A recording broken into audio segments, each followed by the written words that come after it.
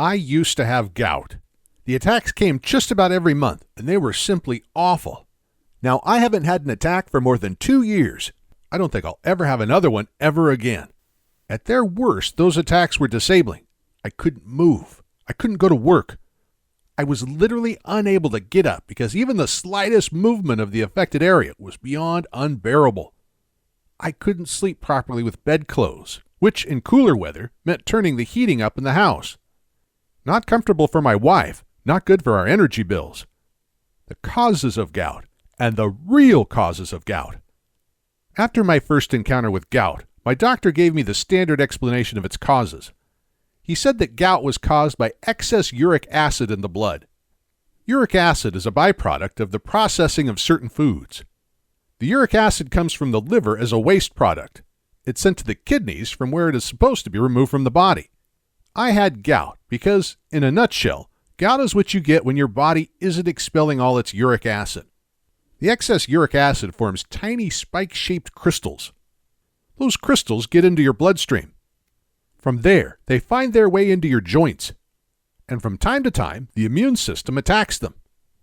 And when the immune system does that, the inflammation that results is experienced as a gout attack, also known as excruciating, awful pain.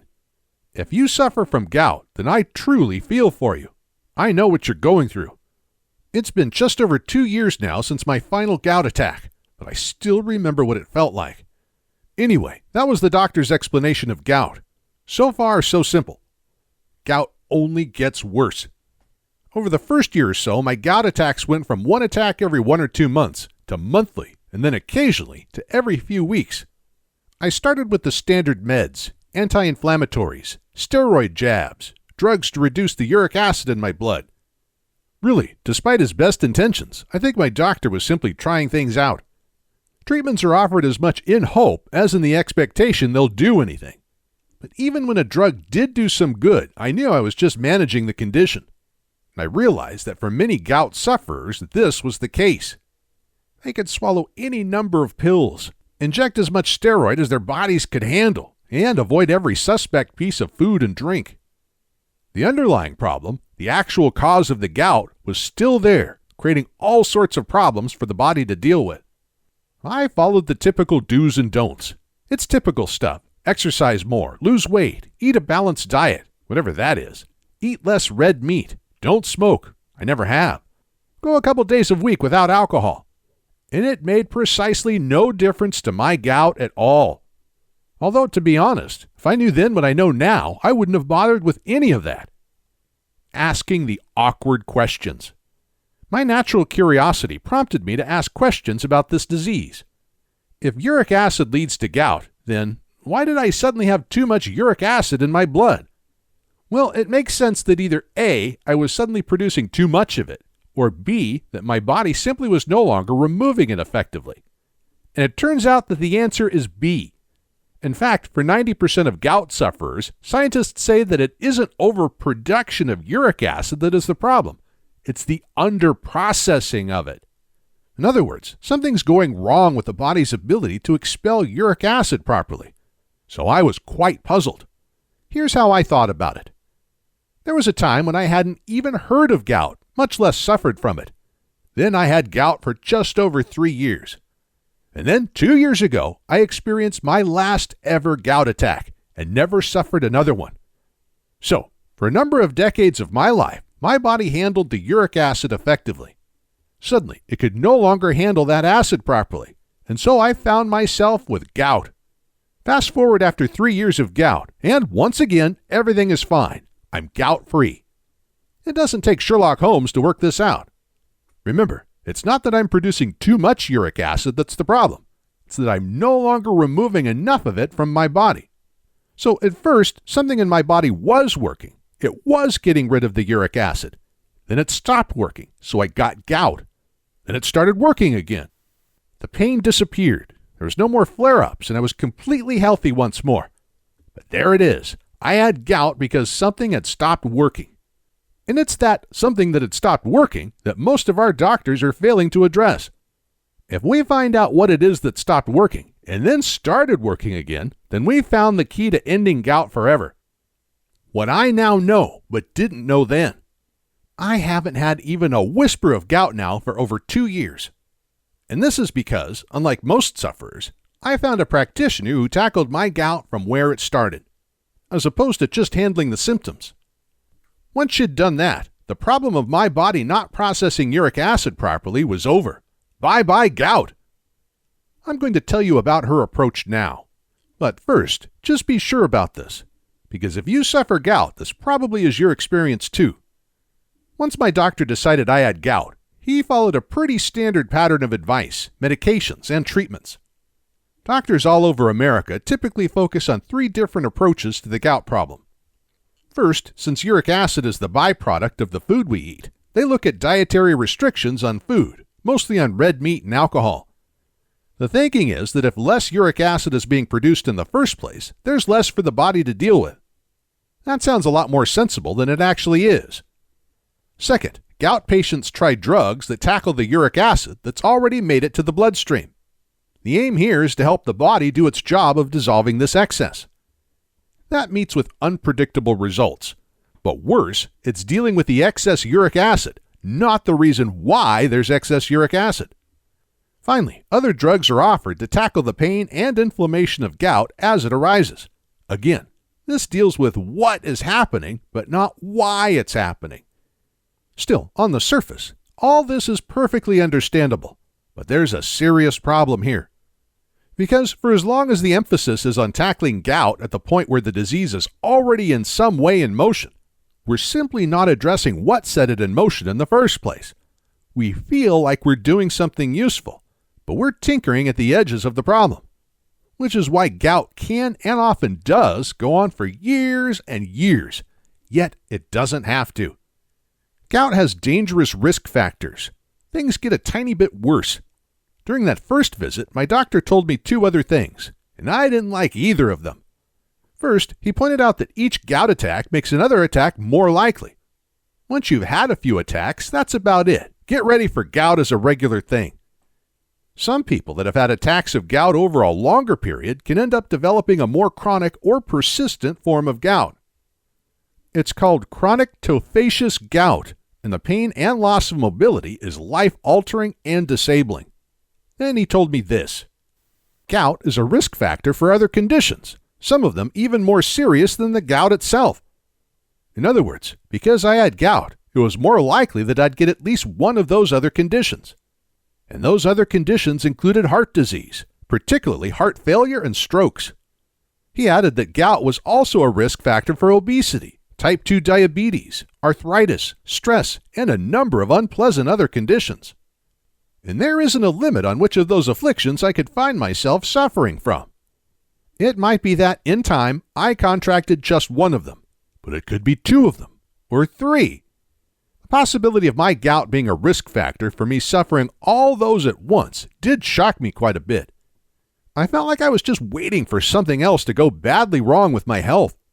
One day, things really became too much. Just over 2 years ago, I had a gout attack that was so painful I was crying. I'm not one of life's criers, but I had to let it go on for a week and was in so much pain I honestly started questioning whether I wanted to live. I went back to my doctor. Turned out he was on vacation, so I saw one of his colleagues instead. She was a nice lady, thoughtful. She listened, and she could tell I was badly affected by this latest flare-up. We had a long conversation, and she told me about a practitioner who specializes in dealing with gout. Seems this practitioner had a startling record with permanently ending gout for her clients. Not reducing it, removing it. That practitioner's approach was verified both in theory, in experiment, and in real life. She based it on 3 decades of science coming from leading researchers in the U.S. and Europe. The research's successes in tackling a range of health conditions are mounting up, and for some years now, the medical community has been rethinking some of their most fundamental ideas about how the body works. From that research, she had created her gout strategy that is now having such profound results for gout sufferers. My doctor admitted it wasn't her area of expertise, so she gave me the name of that alternative health practitioner she'd mentioned. And that's when I first heard of Shelley Manning. And if it's not too dramatic a statement to make, What I learned from Shelley changed my life. The end of gout. Shelley Manning is an accomplished natural health researcher and writer. She began her work on natural health remedies after suffering years of very painful arthritis. She discovered that where modern medicine was consistently failing to relieve a person of their suffering, it was often because they didn't really know what was causing the condition in the first place. They tackled what they could see, but the rest was a mystery.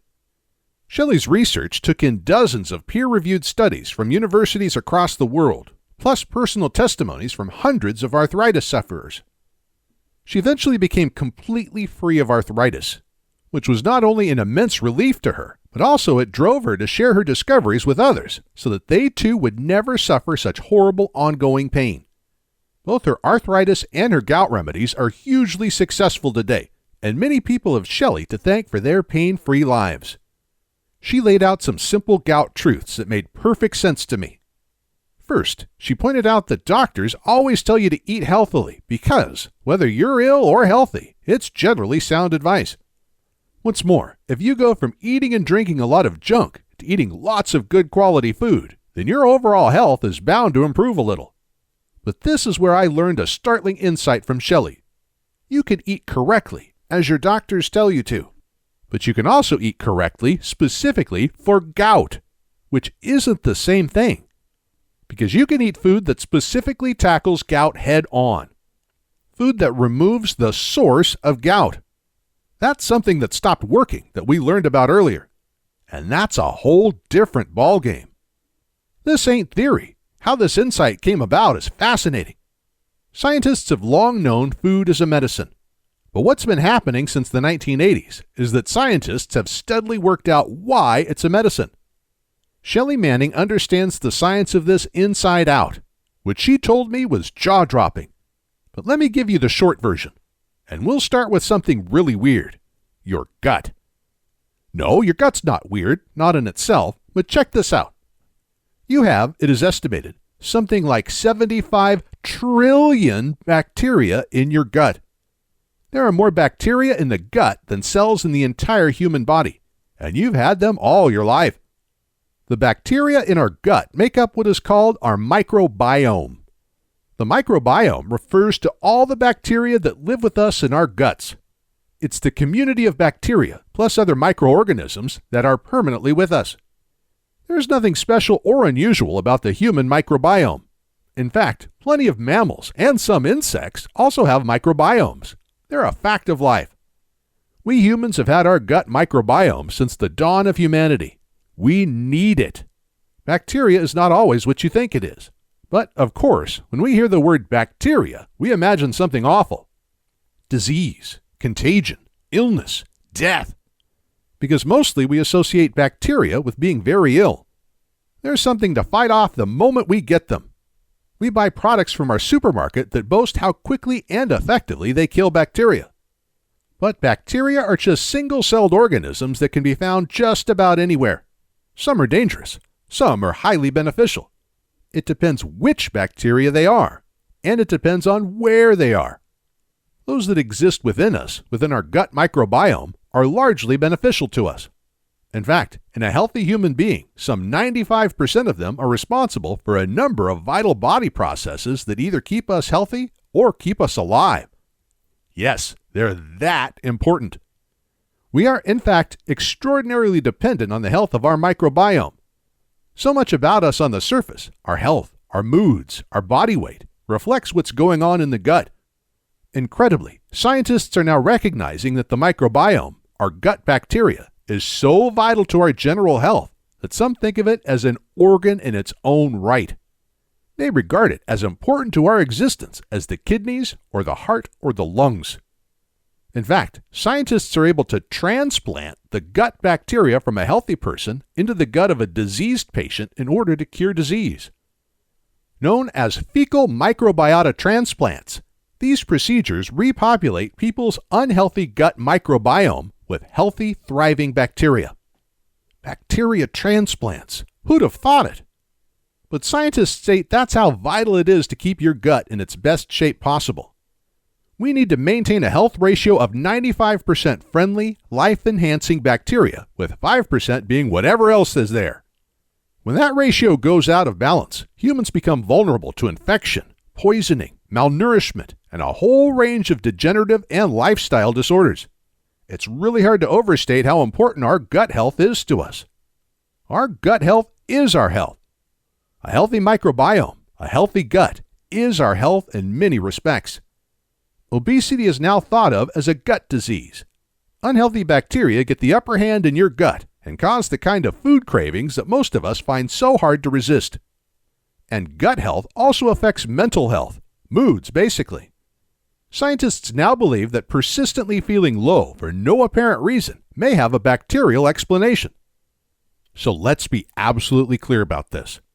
Your gut bacteria aren't just add-ons to your health. They are your health. In the same way that a faulty liver will cause you big problems, just as a weak heart will require expert attention in order to keep you alive, like lungs that don't function properly, or kidneys that are diseased, or a lymph system that isn't working effectively. Your gut health is vital to your overall health because your gut bacteria do things that your body itself can't do. To be healthy, we must make sure that we encourage beneficial, healthy bacteria to flourish, while at the same time, we discourage less beneficial or harmful bacteria from doing the same.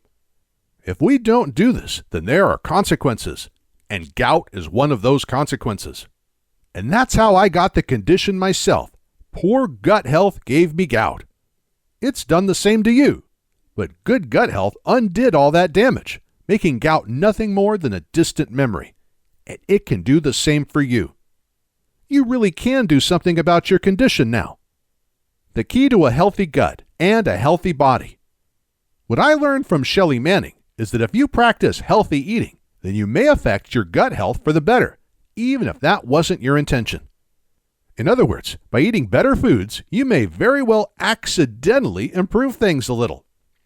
Unfortunately, we might also accidentally make things a little worse for our gut bacteria.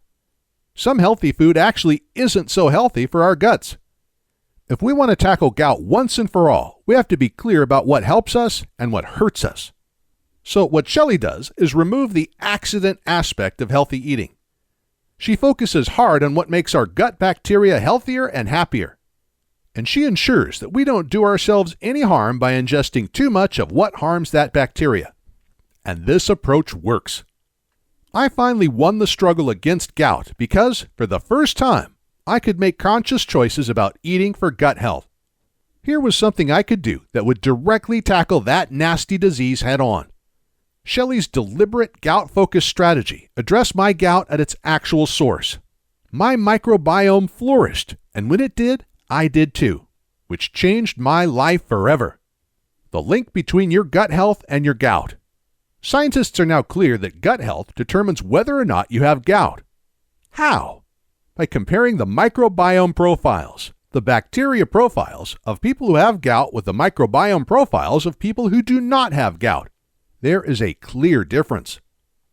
And the differences in the microbiome between gout patients and healthy people are predictable and consistent, which means that we can know whether a person has gout just by looking at their microbiome. Put plainly and simply, gout is a disease of the gut. So why do you have gout whereas I don't? It's because I have one thing you don't have. All the right bacteria thriving in my gut. And specifically, that bacteria is doing one thing for me that it's not doing for you. It's helping my kidneys process the excess uric acid that causes gout in the first place. Because that bacteria is converting up to 1/3 of that excess uric acid into something called allantoin, a substance that dissolves in water. Which means up to 1/3 of my body's uric acid can be simply got rid of in urine. So, put crudely, I simply pee it out.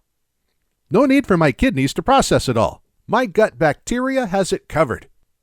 This is the incredible power of your gut microbiome. Human bodies can't turn uric acid into allantoin, but our friendly gut bacteria can. And when it does that for me, it's clearing up the excess uric acid in my bloodstream, meaning my kidneys don't have to. So those pin-like uric acid crystals don't form, which means they don't find themselves lodged in my joints, meaning there's nothing for my immune system to attack, so nothing to cause excruciating, disabling pain. My gut will have trillions of bacteria in it whether I want it to or not. So will yours. But I can choose whether that bacteria is the life-enhancing bacteria that keeps me happy, healthy, and alive, or the dangerous disease-giving stuff. I chose the good stuff. So I have plentiful, good, friendly, life-enhancing gut bacteria working for me, doing things for me that the human body simply cannot do for itself. And when I made that choice, my gout didn't stand a chance. Bacteria is a lifesaver. One last thing. You recall that my doctor told me gout was a risk factor for type 2 diabetes, obesity, kidney disease, heart disease, irritable bowel disease, and so on. If you have gout, then it's very likely that you'll go on to develop one or more of the others. The medical profession has known about the link between these diseases for decades. They now know why there's this link. They found that the bacteria profile in a person with one of these diseases is recognizable and predictable. In other words, when doctors examine the person's gut bacteria, they already know what to expect. Because that gut profile, that ratio of healthy bacteria to unhealthy bacteria, is the origin of that condition. It's what's causing it. Of course, the bacteria profile for each disease will vary. But once your gut health is going downhill, it can be one-way traffic, and the bad effects spread throughout the microbiome. So defeating gout isn't, in fact, just defeating gout. It's also minimizing your exposure to all those other unpleasant and sometimes fatal diseases. And at the same time, helping you achieve optimum health at all levels, physical, appearance, and moods. Seen this way, why would anyone not address their gut health? The end of gout. I acquired Shelley Manning's gout program just over 2 years ago. It's called The End of Gout, and it did for me exactly what it says on the cover, because I no longer suffer those excruciating gout attacks, and I don't have to cancel plans because a flare-up has left me unable to function properly. I'm never going to experience any of that ever again. And it's because I now know how to ensure the health of my friendly gut bacteria, and how to not feed the unfriendly ones. I'm so glad I made the decision to tackle gout myself. Shelley's program gave me everything I needed to know about how and why her approach works so fantastically well. She goes into some detail about your gut, its bacteria, and why scientists now realize that healing the gut heals the body. However, you can skip all that if you want to. You can simply go straight to the program itself and start getting healthy again. However you do it, you'll be very happy that you did. The End of Gout. Quick Start Plan. Shelley Manning's The End of Gout is not only a fascinating read, it's also refreshingly practical. Shelley gives you 2 simple quick starts. Eat more of these, eat fewer of these. This simple adjustment can correct years of gout-causing errors in your eating, and you can start on this straight away within minutes of receiving the program. A simple plan. The next step is to follow Shelley's 7-day plan. It tightens up the quick start advice and turns it into a solid follow-along program. The 7-day plan was the real clincher for me. I'm a pretty average cook. I'm competent, but not at all skilled or adventurous. Turns out I didn't need to be. The plan takes away all the thinking and gives me, for the first week, something I can simply copy. After the first 7 days, I used Shelley's advice to adapt the plan according to my own tastes, which was pretty easy. The plan is full of options, so you can try different foods and see what you like best. It's all food you can buy in your supermarket, and it includes lots of nice stuff. The chocolate and strawberries desserts were real winners in my house. This isn't a weight loss plan, so there isn't any calorie counting or portion control. I was never hungry. As a side note, I actually have now lost weight because of the plan. But that's more to do with the fact that a healthy gut means fewer or no food cravings. Remember, it's bad bacteria that craves the food, not you. When they're gone, they take their cravings with them. I did have a gout flare-up about 10 days after starting the program. It was noticeably milder than others. It was painful, but lasted about 5 days from beginning to end, which is significantly shorter than what I'm used to. However, what I didn't know at that time was this. That attack was the last one I would ever have. My gout didn't announce that it had thrown in the towel. It just stopped. I had that last attack and never had another one. I am gout-free for life. Now it's your turn.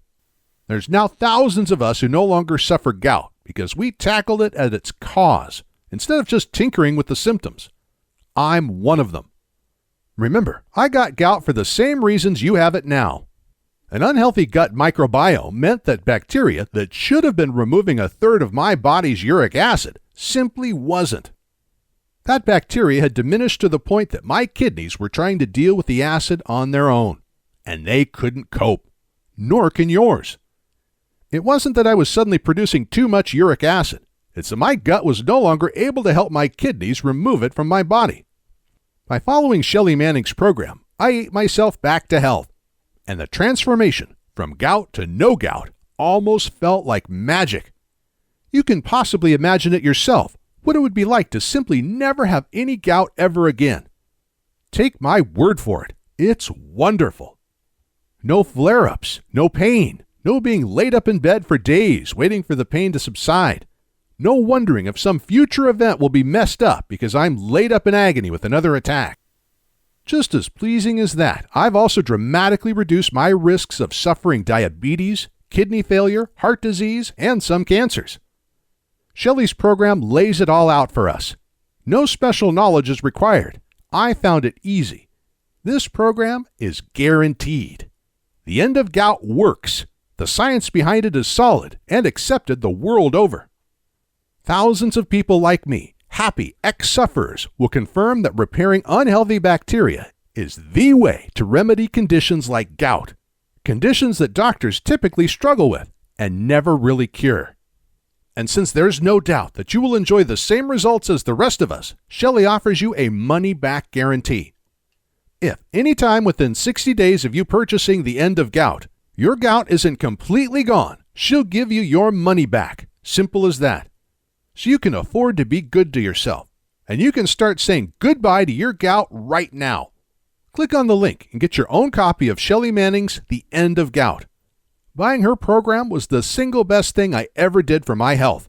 You'll agree, and she guarantees it. So don't put this off. Get your copy of the program below. Nothing makes more sense than this. Shelley Manning's program basically handheld me to health. It walked me from A to Z, which, to be honest, is pretty much what I needed it to do. She attacks the problem at its cause. And the cause is well understood. Your bacteria has depleted and isn't helping dispose of excess uric acid. You've lost too much good, healthy bacteria. So repopulate your gut by feeding it properly. It honestly isn't more complicated than this. Sometimes I can't quite believe my gout is gone. But it is. And it won't be back. Would you like the same for yourself? You can have it. Click the link below, and Shelley's The End of Gout will be with you in about 90 seconds. It will only get better if you make it get better. Don't doubt that your gut health is poor. The bacteria environment in a gout sufferer is basically sick. Friendly, life-enhancing bacteria are in retreat. And their place in your gut is being taken by that steadily increasing number of bacteria that will only do harm.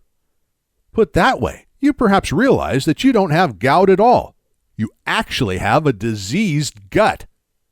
Gout is one of a diseased gut's many possible symptoms. In time, type 2 diabetes, obesity, kidney failure, and some cancers are much more likely because of that same diseased gut. Don't do this to yourself. Do what thousands of ex-gout sufferers have done. We took charge of our gout by taking charge of our health. And by doing that, we not only freed ourselves of that deeply unpleasant condition, we also drastically reduced the chances of catching something even worse. We know that if we don't address disease properly, things tend to get steadily worse, which is the last thing we want. Now, then, is the time to act. Click the link button below and get your copy of The End of Gout.